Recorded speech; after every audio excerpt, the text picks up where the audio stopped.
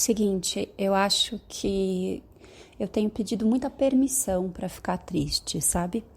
Essa permissão para ficar triste é um modo que eu opero dentro de mim e que eu acho que eu não tô sozinha nessa, porque de alguma maneira é uma forma da gente ficar assim controlando os desejos, né? Porque do mesmo jeito que a gente controla a tristeza, acho que a gente controla todos os outros impulsos que de repente seriam muito, muito importantes que viessem à tona. Essa permissão para ficar triste, ela vem desde um contexto muito micro, quase nano, né? Que sou eu dentro de mim com construções não tão nano assim de uma macro estrutura que é: por que você vai ficar triste sendo que você tem tudo? Você tá com saúde, você tá com estabilidade, você tem pessoas que você ama ao seu redor, pessoas que te amam de volta, e você fala, você não pode ficar triste.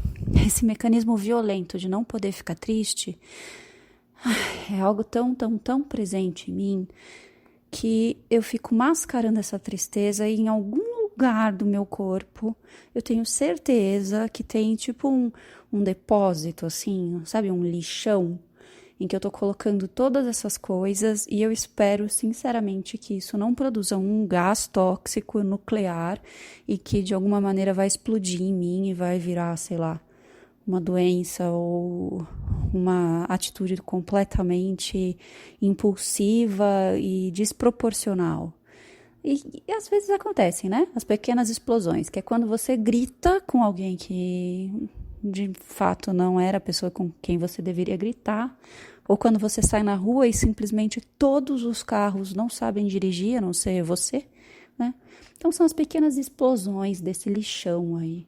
Eu acho que as grandes explosões desse lixão seria, por exemplo, eu achar que eu não sirvo mais para algum tipo de trabalho ou de alguma forma querer mudar de cidade, porque veja bem, eu tenho essas grandes explosões, elas são sempre meio benéficas no sentido de que elas não são totalmente destrutivas.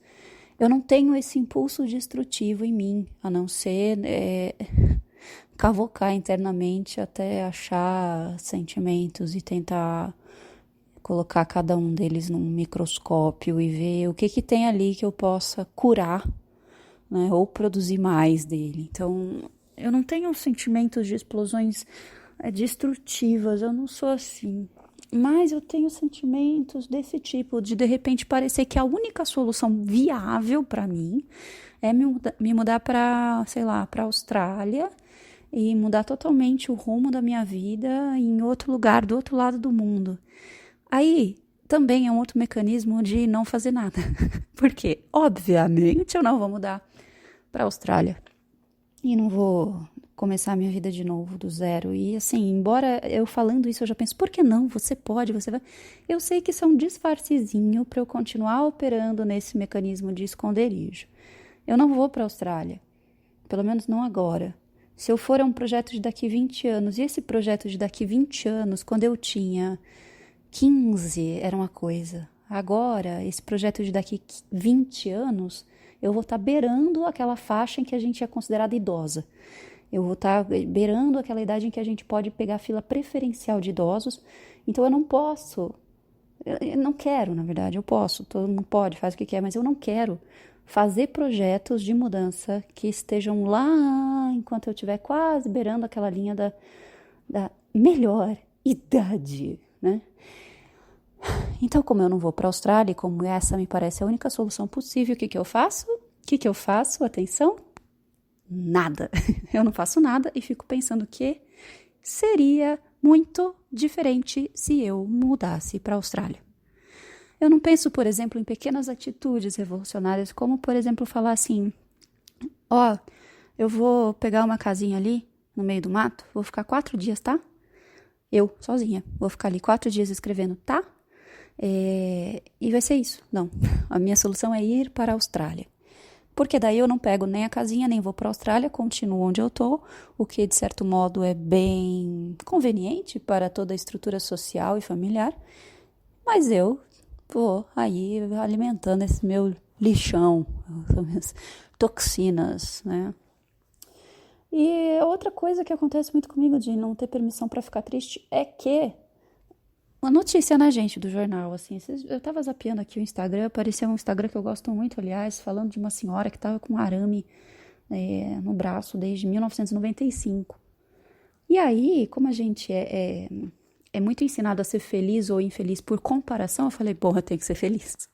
Não, não pode, Liana. Escuta aqui, mulher, onde você vai com essa sua melancolia privilegiada, entende? Pode parar. A mulher tá lá há 25 anos com o negócio pendurado no cotovelo.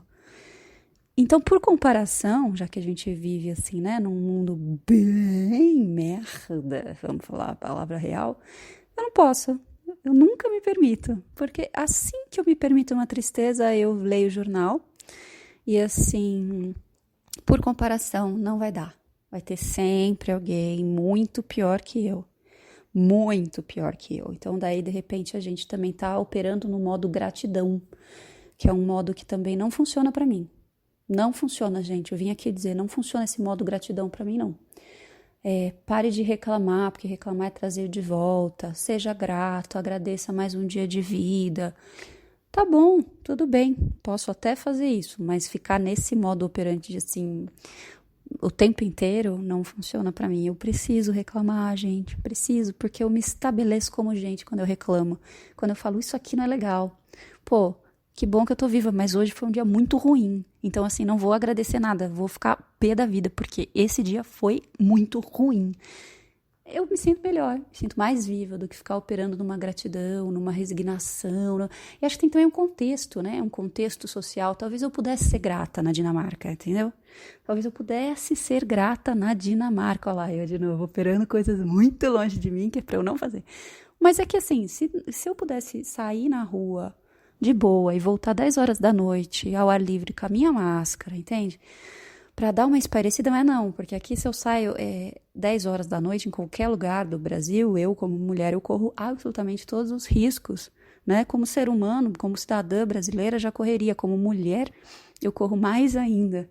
Então, existe uma coisa também que me faz bem nesse reclamar, que é tipo, meu, o que é isso? Isso é um absurdo. Como assim? Parará, por eu não vou ser grata por estar aqui no Brasil em 2020, no governo.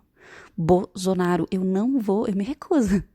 Não vai dar, gente, não vai dar, tá? Então, assim, se eu tivesse talvez num lugar onde a gente tivesse umas condutas um pouquinho mais decentes como sociedade, talvez eu pudesse viver nesse modus operandi gratidão.